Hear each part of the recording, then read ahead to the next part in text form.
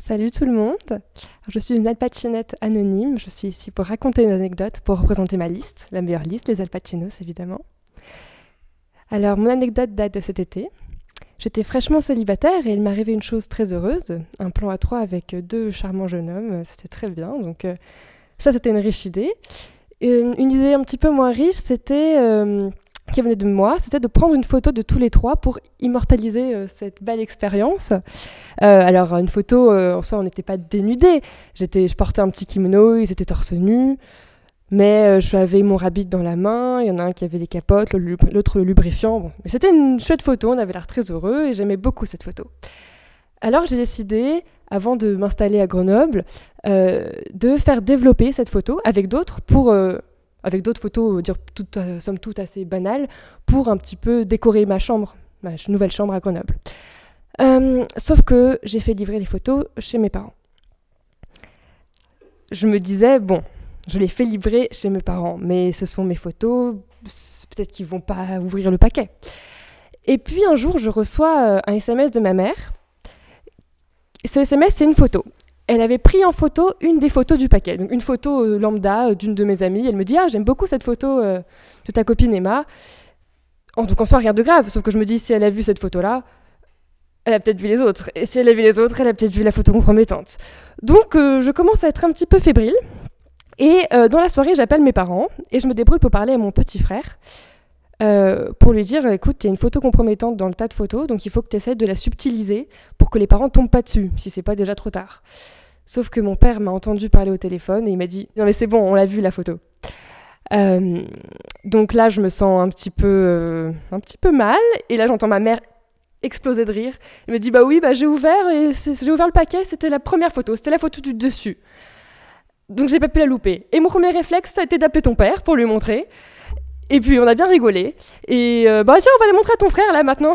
Regarde ce qu'elle fait ta sœur. Bon. Donc je me sens assez mal, je leur dis non mais vous imaginez rien et tout, et là mon père me dit non mais c'est bon, il y a rien à imaginer là, tout est dessus. Il me dit bon j'espère que la vidéo va pas être diffusée, hein. Donc voilà, c'était une très belle expérience qui est immortalisée et que maintenant toute ma famille peut connaître. Voilà. Morale de l'histoire du coup. Morale de l'histoire, amusez-vous, mais évitez de prendre trop de photos. Ou les faites pas livrer chez vos parents. Bravo.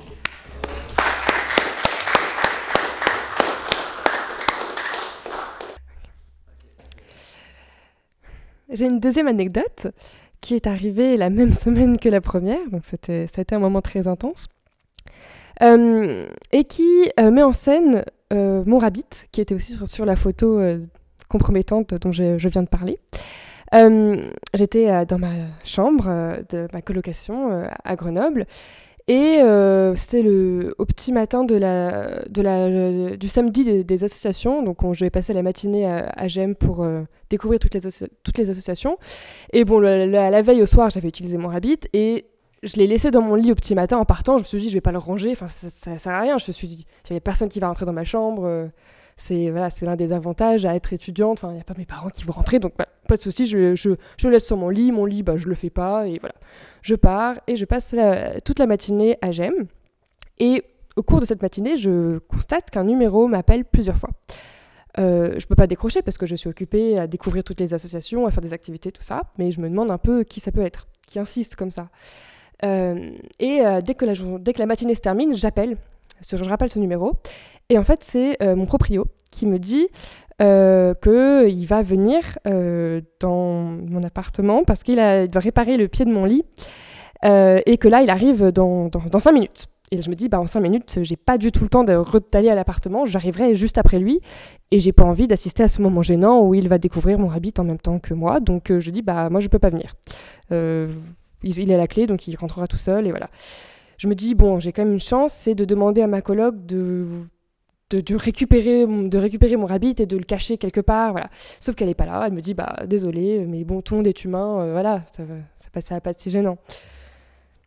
Et bon, j'essaie de penser à autre chose pendant quelques heures. Je reste quelques heures dans la ville sans rentrer chez moi parce que j'ai pas envie de tomber nez à nez avec mes proprios. Donc j'attends un maximum histoire d'être sûre qu'il soit bien parti. Et je me décide enfin à rentrer chez moi.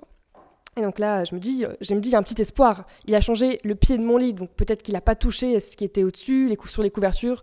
Je me disais, oui, mon rabbit, je pense qu'il était un peu caché sous une couverture, donc s'il a touché juste les pieds, ça devrait aller. Et là, je rentre dans ma chambre, et je constate que le matelas est nu, il n'y a plus rien dessus.